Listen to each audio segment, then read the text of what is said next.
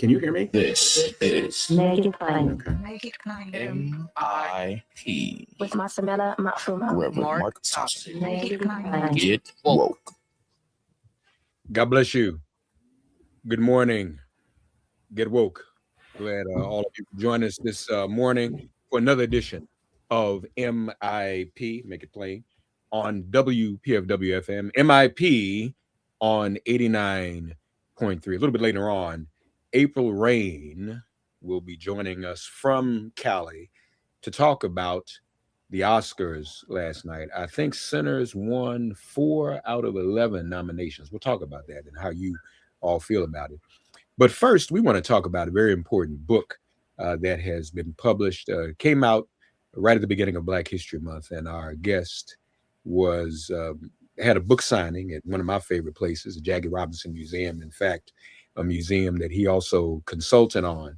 And it was an important conversation to have in that space because of the subject matter itself. And it's an important piece of history and a somewhat, not somewhat, a really unresolved piece of history. And we want to get into it. The book is Kings and Pawns, Jackie Robinson and Paul Robeson in America, authored by prolific sports journalist and biographer, really not just sports, but all of our history and the intersection of sports and history. One of my favorite works of his was the book about the biography of him, my hero, Henry Aaron. Howard Bryant joins us now. My brother, how are you on this morning? On this rainy morning. Good morning. I'm good. I'm good. As long as the snow is melting, I'm good. Yeah, I know that's right. Well, glad to have you as always. I want to kind of begin with what I mentioned. That was when Jackie Robinson testified against Paul Robeson in the House Un-American Activities Committee. That was not necessarily the greatest moment for our people, was it?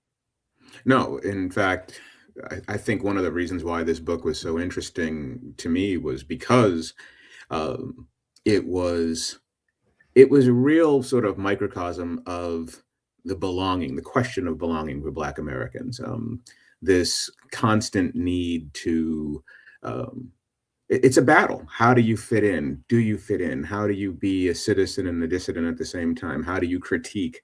And how do you defend without being called a sellout, right? How do you do all of these different things together? And I think that for me, going back into that time period, it's a really critical period of history. When we think about the civil rights movement, we usually think about it in terms of the beginnings being Emmett Till and Rosa Parks in 1955.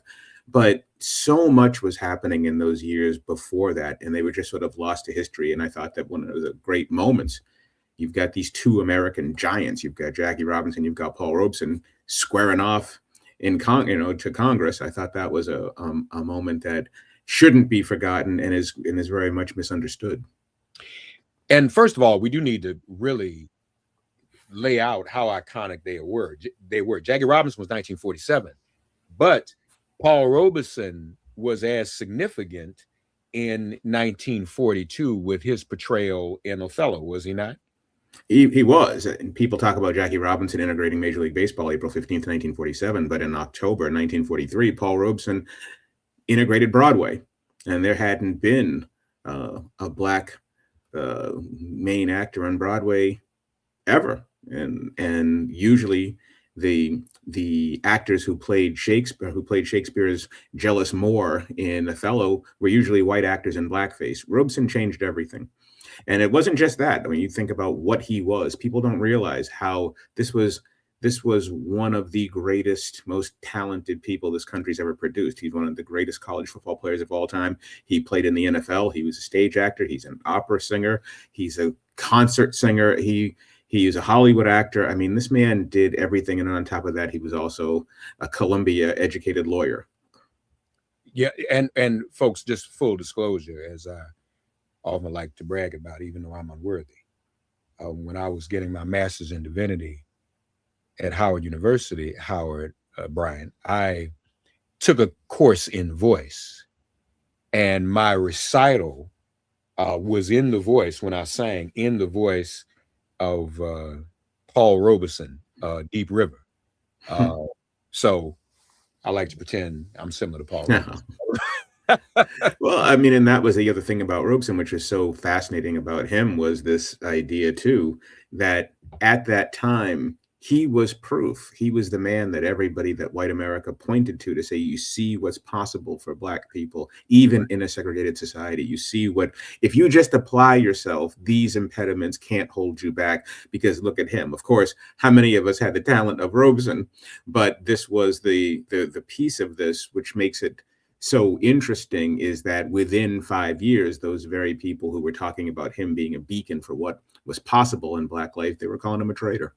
Now, you mentioned, him being an actor, a trained, Ivy League trained lawyer, but Paul Robeson Howard Brown was also a hell of an athlete, wasn't he?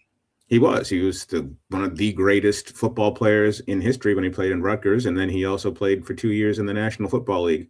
And so, and he was also, he played baseball. He played every sport. He was incredible, and I think what I really sort of found so compelling about him was he was doing all of these things in places that were in hostile territory, even though he made them look better. Like, one of the things that he said in his famous memoir, Here I Stand, was the resistance and the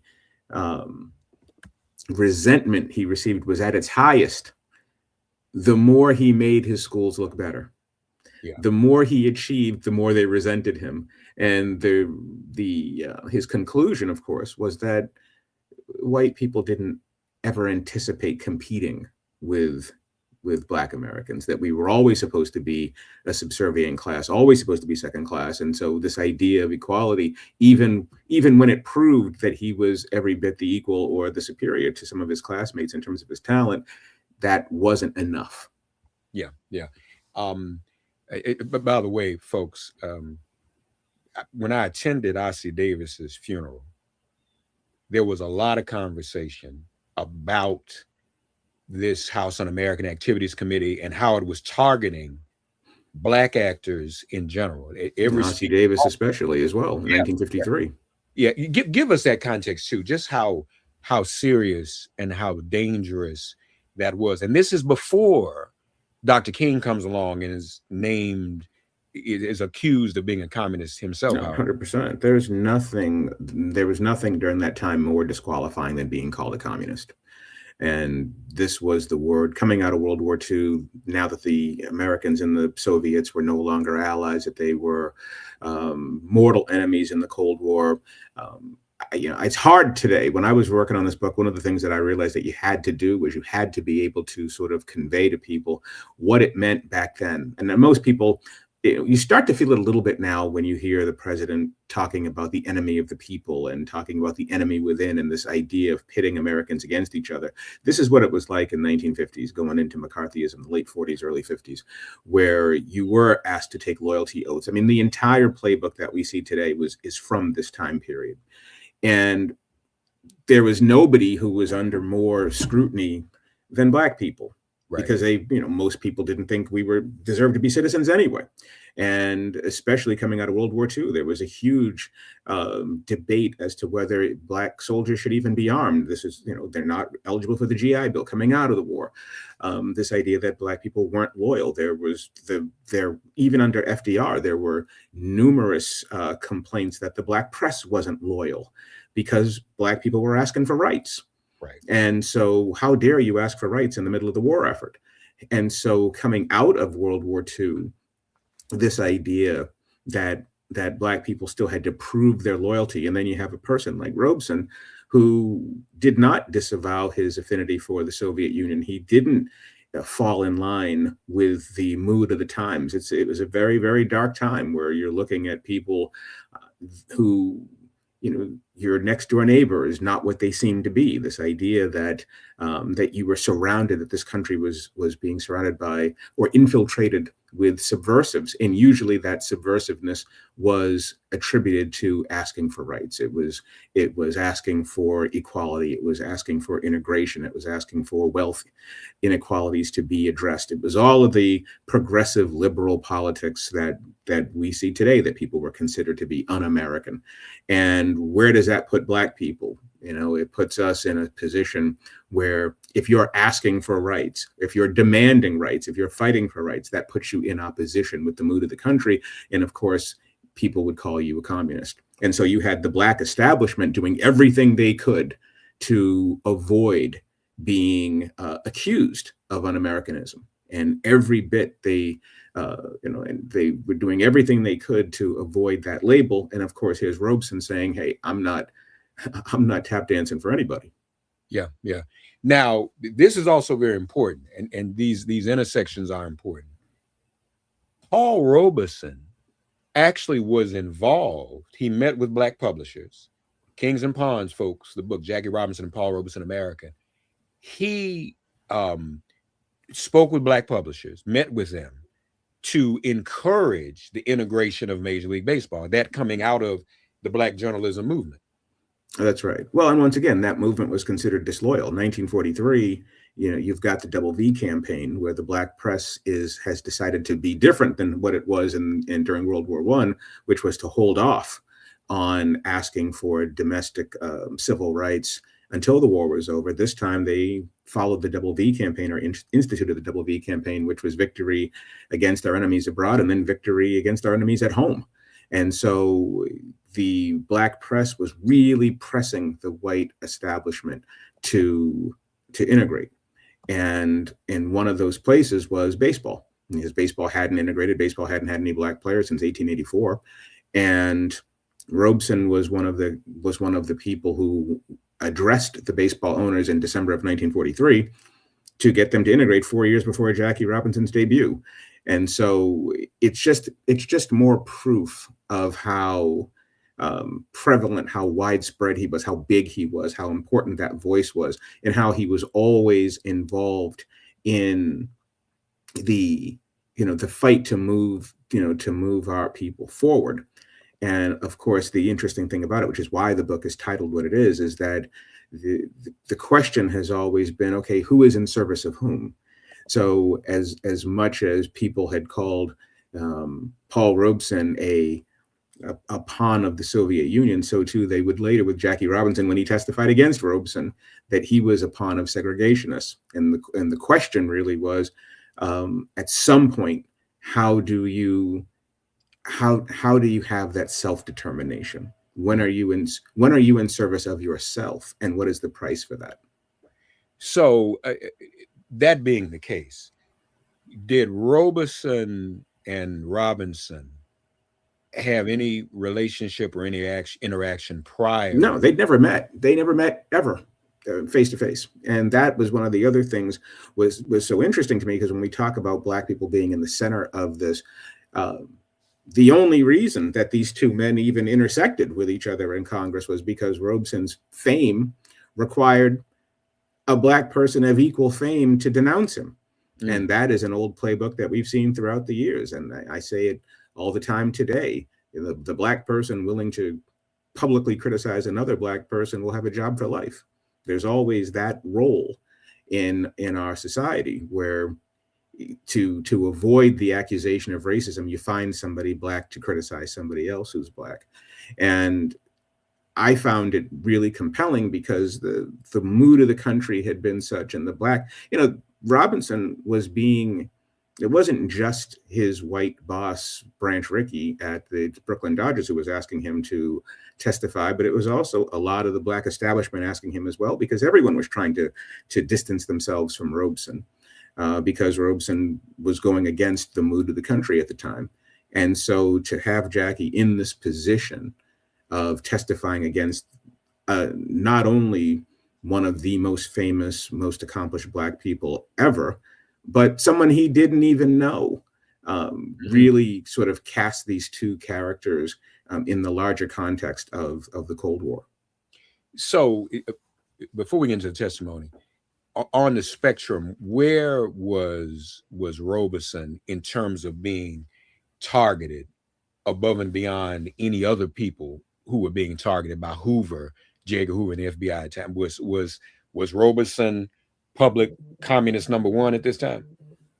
No, at that time, the history of this story has always said that Jackie Robinson's testimony destroyed Paul Robeson's career, and that's just not true. Paul Robeson's career was already in deep trouble by 1949. He had been losing concert dates because he would not disavow his politics and his connections with the Soviet Union. He wouldn't denounce Joseph Stalin. He maintained great relationships. In a lot of ways, he was very similar to how Muhammad Ali would sound in 1960. Like, I got nothing against the Viet Cong, when he refused induction to the army in 1967. And so Robeson was already up against it. He was already losing a lot of his job opportunities.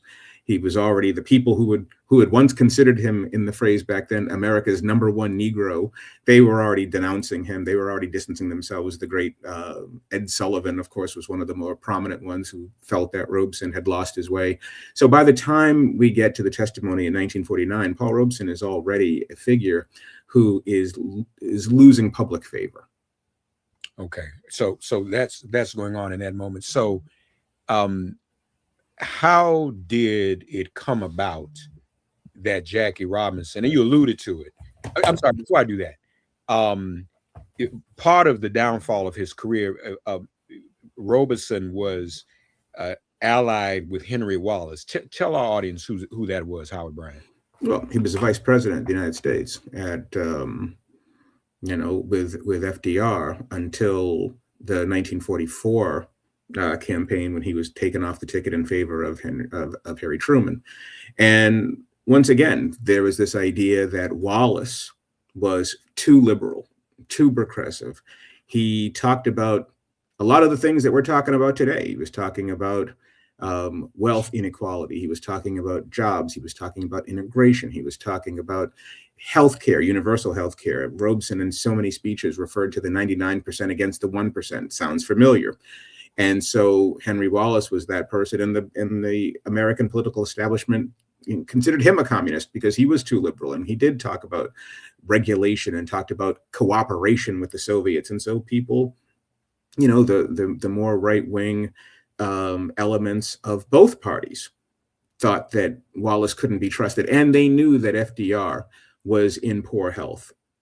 Mm-hmm. And the idea that there was a very clear feeling in 1943-44 that FDR was not going to survive his next term. And so if he dies in office, Henry Wallace is the president. And I think the Democratic Party wanted nothing to do with that.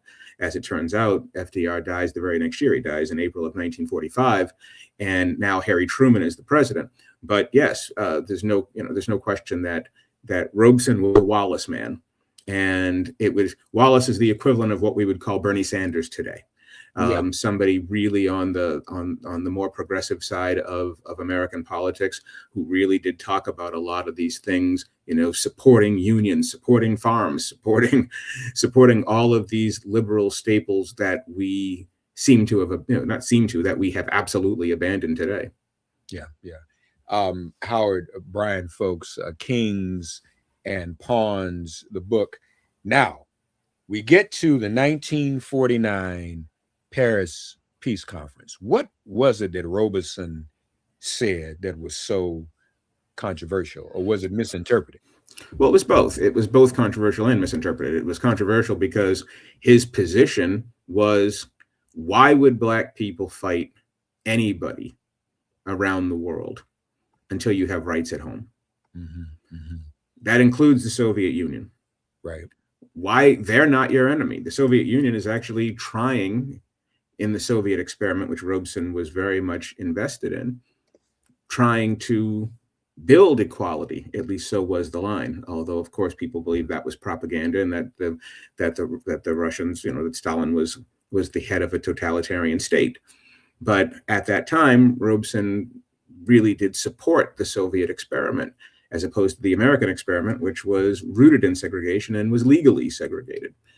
And so the way it came across April, in April of 1949, came across the wires as Robeson being quoted during the Paris Peace Conference as saying it was unthinkable that Black people would fight against the Soviet Union, a country that's only, that's done everything it can to build equality in a very short period, as opposed to what's happening here. And of course, that turned the whole country against him, as even more than it had been before. And when that speech came across the American wires, Robeson was in Paris, he was in Europe, and he was there for another couple of months. But by the time he came home, there had been a formidable opposition to him, that there were numerous both Black and white members of the establishment, and especially in the press, who were like, we need somebody to prove that this is not the universal thought of African Americans, that we need to have hearings to prove the loyalty of Black citizens. And of course, Robeson thought this was nonsense, because he's one person. This was his opinion. But his opinion was so important and there was an opportunity here to attack him, that the House Un-American Activities Committee went after him and needed to find somebody to be the face of that, and that was Jackie Robinson. So how did Jackie Robinson get recruited, or was he pressured? It was both. Robinson was pressured. He was pressured by Branch Rickey. He felt he owed a great debt to Branch Rickey. Branch Rickey had brought him into the league. Branch Rickey had integrated baseball when nobody else would. There hadn't been a Black player in the game since the late 1800s, since 1884. And he felt a responsibility. He also would say in his memoirs that he felt a responsibility to make sure that the white allies who were supporting civil rights didn't think that Black people were communists. And there were numerous Black people who had told him at that time, do not do this. There were numerous white people, especially a lot of the progressives in Brooklyn, who were like, no, we supported your integration. How on earth can you testify in service of these segregationists in this notorious government committee that don't want you to have rights? How can you do this? And Jackie felt a responsibility. He felt a responsibility. One, he's already a veteran. Two, it was sort of, Jackie was more on the conservative side. He felt that it was important in service of his own people to make sure that those white allies didn't run for cover and feel like Black people were double agents. So he was really pushed against it. He did not want to do it. And he ended up doing so out of a sense of responsibility. Was it a misguided sense of responsibility? That's for readers of the book to debate. But certainly his appearance in that July of 1949 was something that would follow him and be a part of his legacy for the next 80 years. You mentioned some thought that Jackie Robinson's testimony against Paul Robeson ended Robeson's career. You refuted that. But what did Jackie Robinson's own testimony do to Jackie Robinson's own perception and career? No, what it did it did two things to Robinson's career. The first thing it did was it made him a hero. It made a lot of the more right wing or the more conservative veterans groups. It made a lot of the newspapers view him as an American hero. That look what he did. He testified against the bad Negro of his race. And then that was in the immediate term. But in the longer term, it completely disillusioned him. It disillusioned him because he was here testifying about the possibilities and the spirit of America, when in his own sport, those teams hadn't integrated. On opening day, 1949, there'd only been 7 Black players in the game, and he had been signed nearly 4 years ago.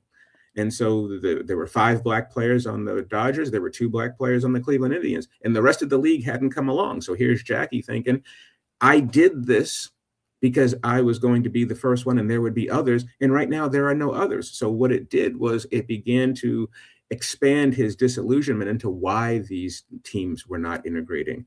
I'm doing everything you're asking me to do. You asked me to be a citizen. I'm a citizen. I've done everything you've asked. You asked me not to fight back. I didn't fight back. You told me that this was going to be the start. And yet by the time his career is over, and at the end of the 1956 season, there are 3 teams who still haven't integrated: the Tigers, the Red Sox, and the Phillies. And so what it did was it began to create a sort of prolonged disillusionment that this country wasn't moving in the speed that he had hoped. And the second thing that it did, in addition to disillusioning him, was later, as you start to get into the 1960s, where you have a new generation of Black activists reminding him of what he did. And that's what I mean about legacy. You had Malcolm X reminding him, look what you did to Paul Robeson. It's not that different from the, as much as we talk about Michael Jordan, everything about Michael Jordan, what is the one thing that Michael Jordan has never recovered from? And it was Republicans buy shoes too. It was the fact that this thing will not go away. And so this testimony haunted Jackie Robinson for the rest of his life, to the point where by the time, he passes in 1972, before, he releases his memoirs and says, hey, he doesn't come out and say that he was wrong.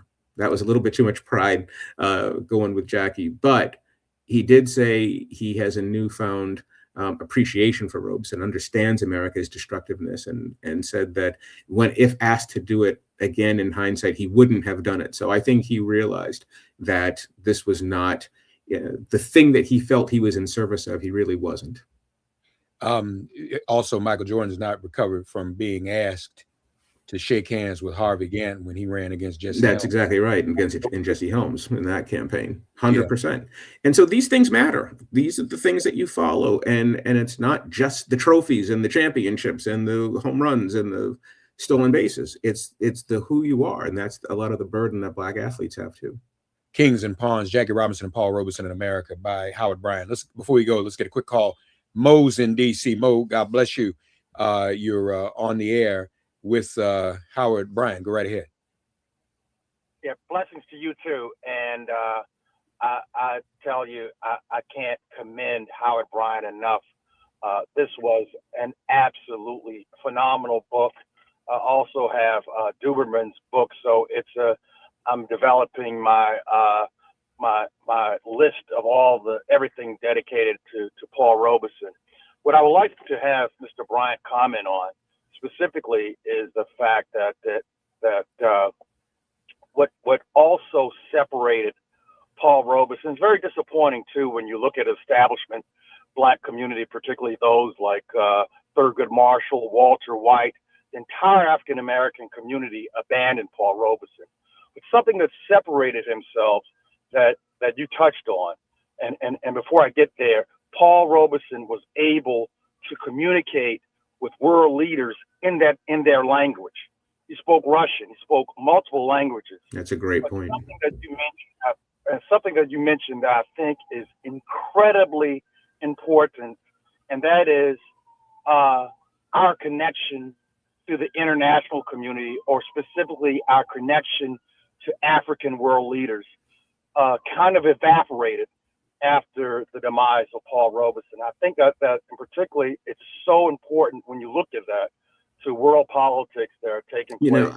I'm sorry, sir. Thank you so much for this. I am so glad that you brought this up, because one of the things that was really important to me in trying to execute this book was the fact that people don't realize that everything that is happening in the United States at that time, whether you begin with Emmett Till, you continue with Rosa Parks, you continue with the Montgomery bus boycott, you continue with Little Rock, and all these things that become staples of the civil rights movement.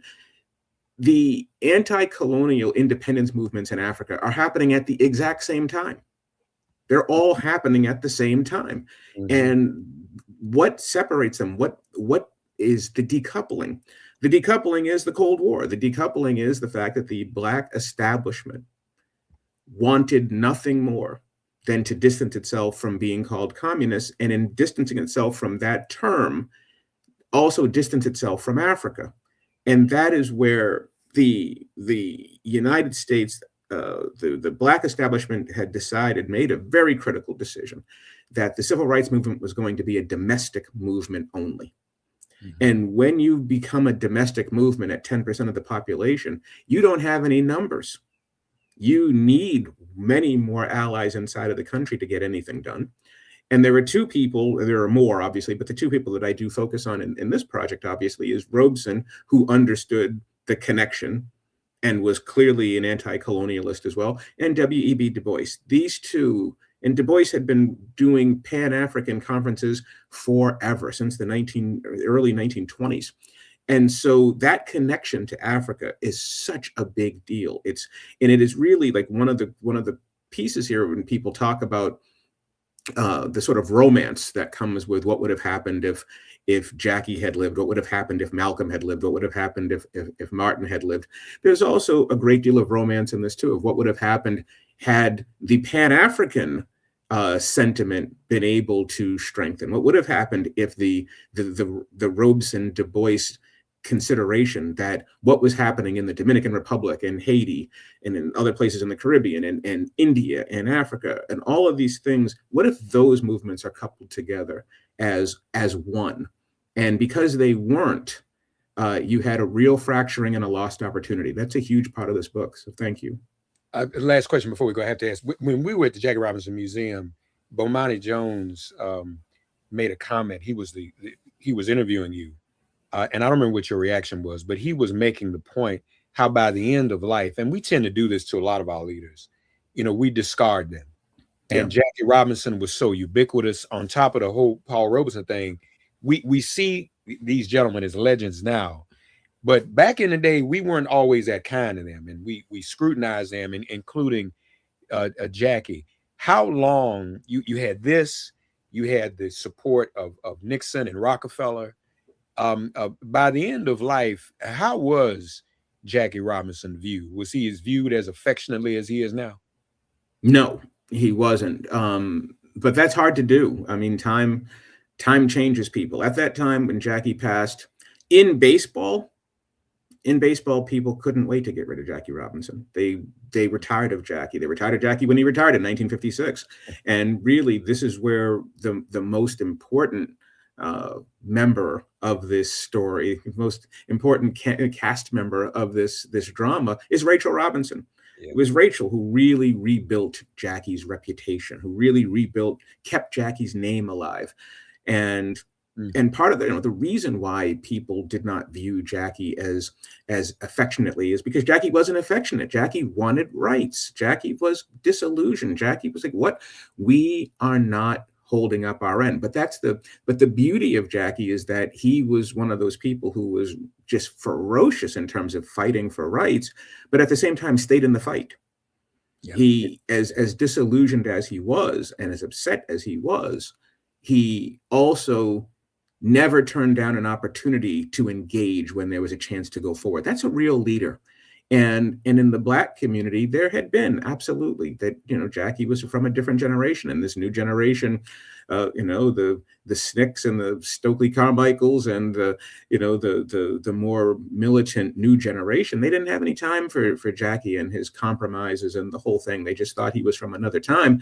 But I enjoyed the fact that when Jackie passed, the Black Panther Party had written an editorial in their magazine, in their newspaper, that Jackie was no sellout, that he was one of us, that he was a great man.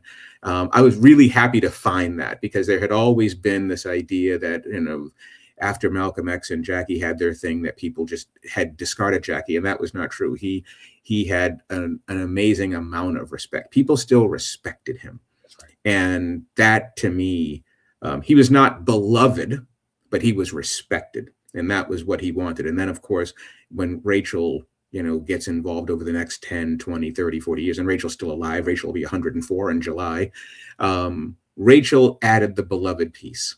And then you step back and you go, yeah, this was a great, great man. Kind of like she was doing what Jackie Kennedy was doing when her husband was killed in Camelot. There was this That's right. And no, we do thank Rachel Robinson for that. God bless. 100%. And I would say also too that the number of people. One of my favorite things about having written this book, and I always say that the work is the reward.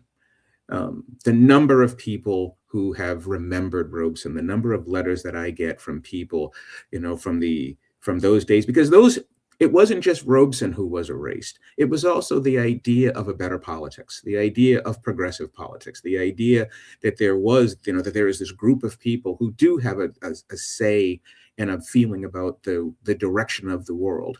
And the most rewarding thing for me has been getting all these letters from people in their 90s and their late 90s, emailing about, or the descendants of, talking about their family members who were 100% with Robeson and believed in him and believed in what America could be. It was really, really nice that those folks have been that they saw some revival in this project. No, that's wonderful. And we should also mention, folks, lastly, Jackie Robinson advocated for what Colin Kaepernick did in his autobiography. I Never Had It Made. He said, I had a hard time standing for that anthem myself. That's what Jackie Robinson 100%. And also one last thing, when you talk about Jackie, the great Judy Pace passed away.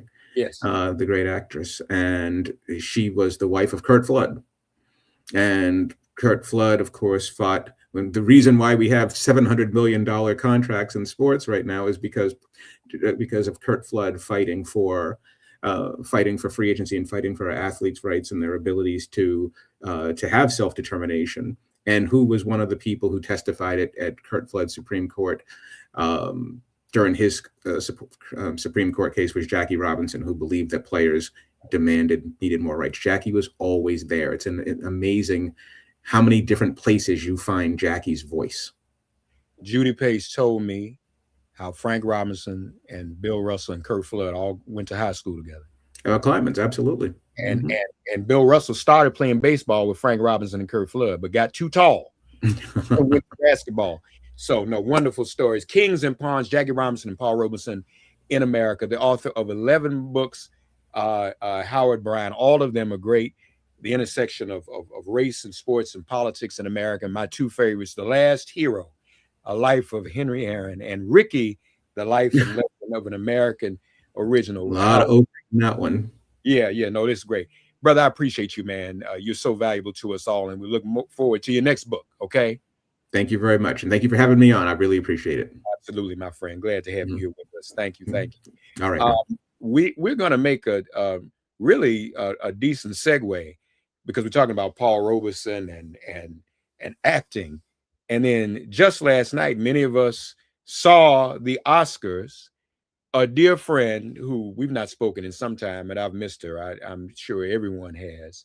She is none other than April Rain. She, a lot of folks create hashtags and people dispute, did you create this hashtag or did I? She is the indisputable author of the hashtag Oscars So White. April Rain joins us now. April, how are you? Good to see you. Thank you so much. I'm happy to be back on the show. And well, it's a pleasure to have you. I'm trying to remember, when did you come up with Oscar So White? What year was that? It's been a minute. 2015. It's been 11 long years. Wow. Well, let's get right into it. Is my math right? 11 nominations, 4 wins for Sinners. Is that accurate? 16 nominations, 4 wins. April, the floor. And folks, she hasn't. I asked if she's published anything yet. She hasn't. So we got the scoop. So we'll get her reaction right now. April, talk to us. What is that about? How do you feel? I am happy for the Sinners team. The two that I think were most important last night with respect to the wins were Best Original Screenplay, that was won by Ryan Coogler for Sinners, and Best Cinematographer, that was won by Autumn Durald-Akapah for Sinners. She is the first woman and the first woman of color to win that award in almost 98 years of Oscars history. Michael B. Jordan is just the 7th Black man in 98 years to win Best Actor, following, as you know, Denzel Washington, Will Smith, Sidney Poitier, and others. We also saw 2 more for Sinners, which was Best Score for the film. That was won by Ludwig Göransson, who is a very long time collaborator with Ryan Coogler. He also won in 2019 for Black Panther, and this is his 3rd Oscar overall. And last but not least, obviously, Best Actor, Michael B. Jordan, which was a fantastic win. We had seen him go up and down all season. We recall, unfortunately, the incident at the BAFTAs not too long ago. And so this was a beautiful moment. I am sure that his very good friend and colleague, Chadwick Boseman, rest in peace, was smiling down on him last night. Amen. So is this satisfactory? What kind of grade do we give the Academy for this? No, we don't. We're still grading the Academy as an F because they haven't done anything. Oscar So White kicked off in 2015 because there were no people of color nominated for any of the acting categories. Again, in 2016, it happened. No people of color nominated for any of the acting categories. So after the second year, the Academy just said that they were going to double the number of people of color and double the number of women within their membership ranks by 2020. And in fact, they did that. But when you're going from 11% to 22%, when the average percentage of people within the American population is closer to 50%, you really are putting window dressing on the condemned house. It was only this year that the Academy said that people actually had to view the films before they vote.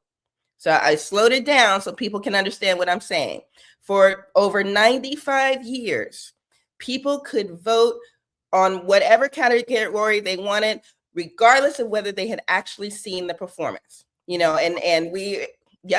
Hold it. I think we had a bad connection. You broke No. up. It sounded like you said people were not required up until last year to even watch the film they voted on. You couldn't have said that. That is exactly what I said. And, we are in this anti-DEI, pull yourself up by your bootstraps sort of rhetoric throughout this country. And yet the Academy Awards were not necessarily based on merit, because if you're not watching the films before you vote, how can you say which one is best? So how is that enforceable? What do you have to do to prove that you watched it? Now what they do, I believe that you have to sign something, and very often the Academy members get their screeners at home, and so then you can put sort of a watermark on there. Again, there's nothing that says that you can just sign it and not be truthful about it. You can have your agent, your manager, your assistant watch the movie instead of you, so just something is playing on the screen. So I'm not clear how they're enforcing it. But what I do know is that for over 90 years, the Academy Awards have been basically a popularity contest amongst older white men, because they still make up the majority of the Academy membership. What contrast for us, if you would, April Rain, folks. She authored the hashtag Oscar So White, and she is still, as far as I'm concerned, the chief accountability officer for the Motion Picture Academy. Contrast, it's stark when you pick one battle after another over Sinners, and a lot of people have been offended by one battle after another. It was not. Sinners was my favorite film of the year.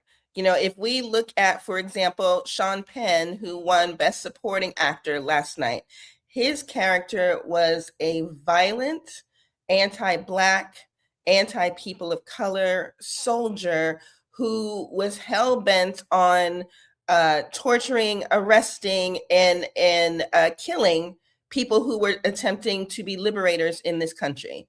So, because past is prologue, it's not surprising to me that character was celebrated last night instead of, let's say, Delroy Lindo's Delta Slim character from Sinners. The movie overall, one battle after another, I can say this now that the award season is over, because I've been holding my tongue on it. It felt like this year's Green Book, in the sense that when I created Oscar So White, and for the past 11 years, I've been talking about the two most important questions that one should ask with respect to any type of entertainment, but especially those on screen. Who is telling the story, and whose story is being told? That is what is most important.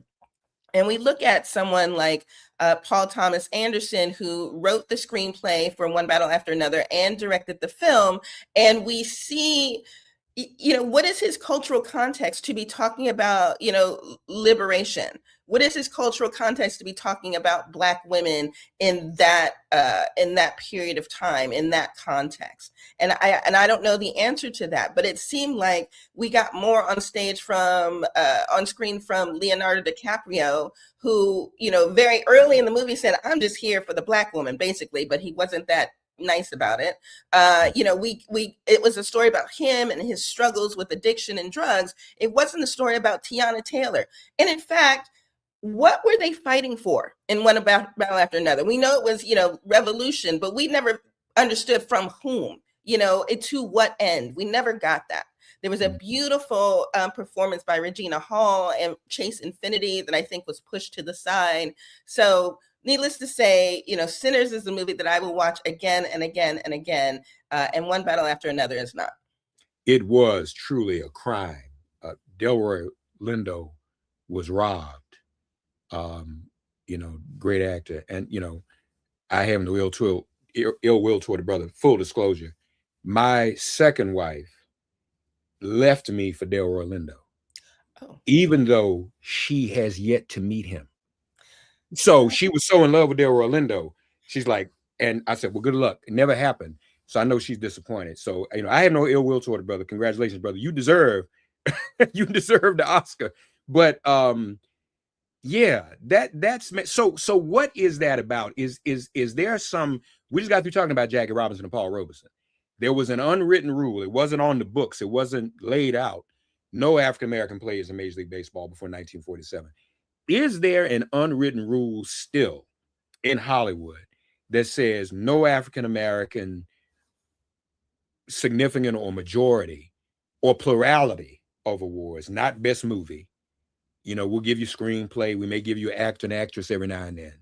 But is that something that is an ongoing unwritten rule? Is that the basis of Oscars so white? I wouldn't say that. What I will say is that what we know is the Academy membership is overwhelmingly white and overwhelmingly male. And everybody, regardless of how you identify, goes to see films that they think are going to be interesting, that speaks to them, which is why we get a big war movie every year, you know, Oppenheimer, and we can go back to Platoon and Apocalypse Now and so on and so forth, right? Because that's what white men love, to blow things up. So that's why we get that, right? I think the 16 nominations was important because that for Sinners, because that was a record-breaking number. No movie has ever been nominated for 16 different categories. And in fact, Sinners was nominated for every technical category. So that means behind the camera, you know, production design, costume design, editing, sound. Sinners was all across that, which is fantastic. So you said no movie's ever been nominated for that many? There may be one other, but it's a very small handful. Yes. Yeah. So, but the issue is when you have 16 nominations and the Academy voters are going down their ballot and they see Sinners 16 times, I feel like there's a potential that some folks may have made a trade-off. You know, okay, we're going to give them this, but we're not going to give them that. You know, there's too many. We're not going to give them all 16. And so the choices were made. You know, I am thrilled that Ryan Coogler won for Best Original Screenplay because, as he said over and over again, this story was about his family. Like, he could reference who Stack was, who Smoke was, from his own family. And that's one of the reasons why he negotiated to get the rights back from his film after 25 years. And that is very rarely done in the industry. But this story was so personal to him that he wanted to make sure that that was part of his deal. And so I think it's important that we show, you know, that original intellectual property. This is a new story. This is, you know, not something that we've ever seen before. That's huge. We can talk about how Michael B. Jordan, you know, thanked and appreciated and acknowledged the other Black men who have won and women who have won in the Best Actor or Actress category before him, because he stands on the shoulders of giants. At the same time, I think we need to ask whether the Academy is still relevant, whether the Oscars are still relevant.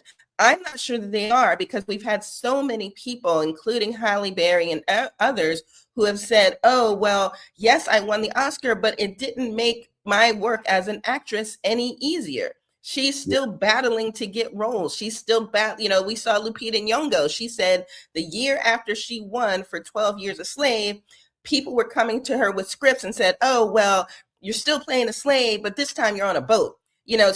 So actors and actresses are still trying to get out of the stereotype that is put in front of them.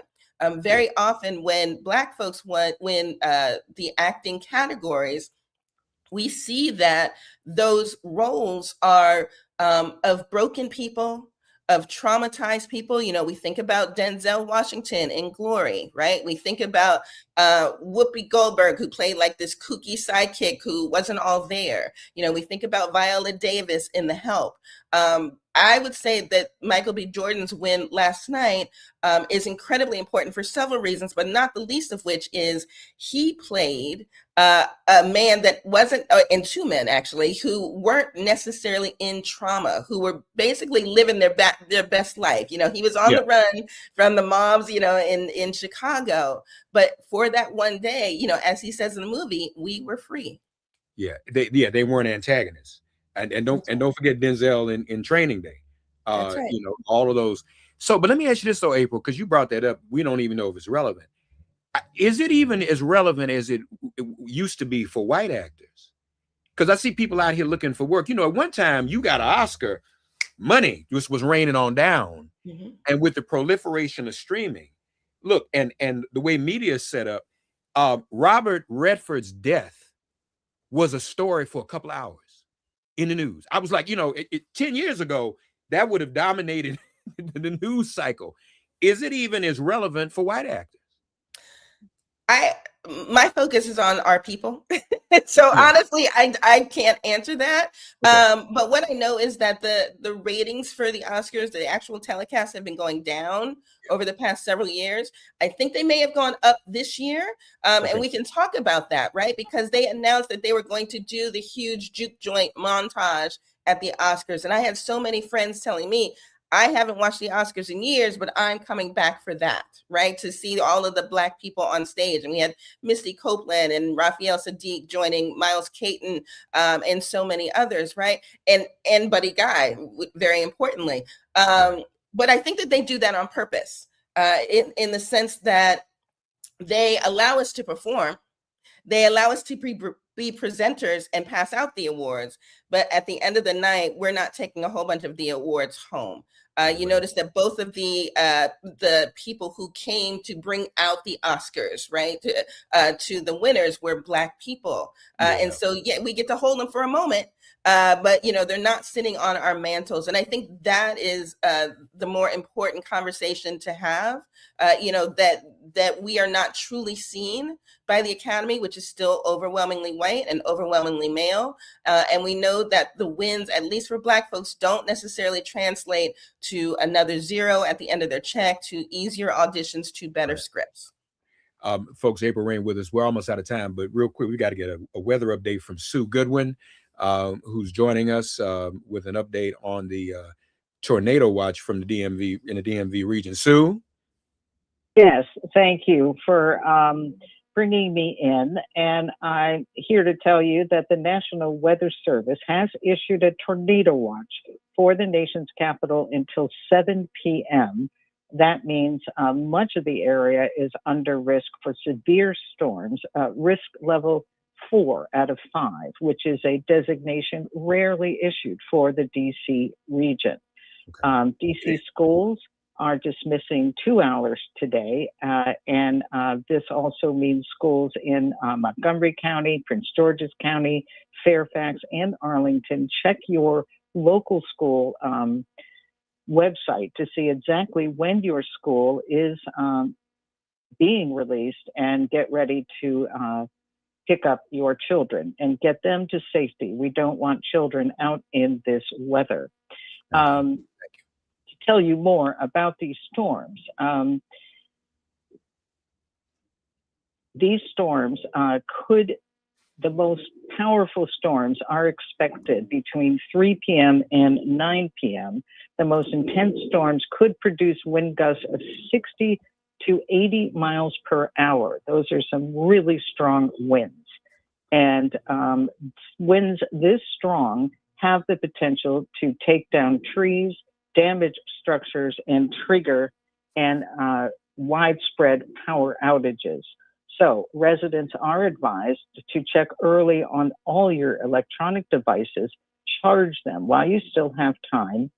A power outage can also close grocery stores, gas stations, shut down ATMs and banks, and be aware that if your refrigerator is out of power, that can lead to food spoilage. It also can prevent the use of certain medical devices. So once again, plan ahead. This is headed our way. It is going to hit. No one can say for sure exactly how strong it will be, but all predictions are pointing to some very strong storms in our area. Also, stay aware of weather conditions in your immediate area. If you are under a tornado warning, which we are right now, have a plan to take shelter in an interior room on the lowest floor with no windows or exterior walls. Have a plan and be extremely cautious about any kind of travel. You want to basically plan not to travel. Avoid driving during the storms, especially around tree-lined streets, and also avoid streets that are accumulating water because flooded streets are also a strong likelihood at this time. Weather forecasters say that the rain may briefly end as we get into the evening and the severe storm conditions begin to taper off, and it will get cold and possibly even lead to snow sometime after 10 o'clock tonight. So once again, we are in a very severe storm situation. We are under a tornado watch. Be ready, be prepared, have a plan, and be careful. Thank you, Sue. We appreciate you. Thank you for that update. And, you know, as a result of the Oscars last night, you have to wonder. Marcus Garvey said, "Meet me in the whirlwind." Maybe this is the Honorable Marcus Mosiah Garvey here to wake us up. April, as we get ready to go very, very quickly, if there were other categories that of those 16, 4 out of 16, there were other categories that you think or you believe that Sinners was most worthy of, which were they? Ooh, I never do that because then I have to talk about who didn't win. But, you know, I will say it would have been wonderful had Ryan Coogler won for Best Director. But I think he's going to have many more opportunities to do so. It would have been wonderful for Sinners to win Best Picture. But I was not surprised that it did not, just based on the subject matter. I want to point out that Best Casting was a brand new category this year. First time in 98 years that they've ever honored the casting director of a film. Next year, we're going to have Best Stunt Person as a brand new category for, I think, the 99th Oscars. And sadly, Tom Cruise was 1 year shy of winning that because I'm sure he would have won it for all of his work in the Mission Impossible films over the years. So again, you know, the Academy, I think, has put window dressing on a broken house. We have to question whether the Oscars are still relevant because truly the change begins on the page at the very beginning, at the screenwriting stage, when we ask the important questions: who is telling the story and whose story is being told? By the time we get to award season, it's too late to make any changes and go back and say, wouldn't this have been nice had it been X instead of Y? And we're just nominating, you know, what is the intellectual property that has been given to us, as opposed to ensuring that more opportunities are given from the beginning to marginalized communities. Right. April, as always, we appreciate you. Where can people follow you? I am Reign of April everywhere on all social media platforms. Most importantly, Spill, which is a Black-owned, multicultural focused social media platform and online fandom engine. So you can download Spill in the App Store for Android and Apple, as you can with any other app. At Reign of April. April, we haven't talked. Rena Evers introduced me to Barbara Broccoli, and she told me if she had not sold the James Bond rights, the Broccoli family rights to James Bond to Amazon, she would have supported me to be the first Black James Bond. So I just want you to know that we had that. You told that out loud, or you were dreaming at the time? She said it to me in person. We had a conversation about it. All right. Yeah. So sure. Was money exchanged after she? No. It was over now. I mean, you know, it's I didn't pay it. No, I know what you're doing. No, it was real. No, it was great. April Reign at Reign of April. April, let's not stay apart for so long. Okay. God bless you. Thank you for all you do. Indeed. Thank you. Have a good day. Everybody in the DMV, be safe with this unusual tornado warning, and watch for that area. That is very, very unusual. If all hearts and minds are clear, it has been made plain.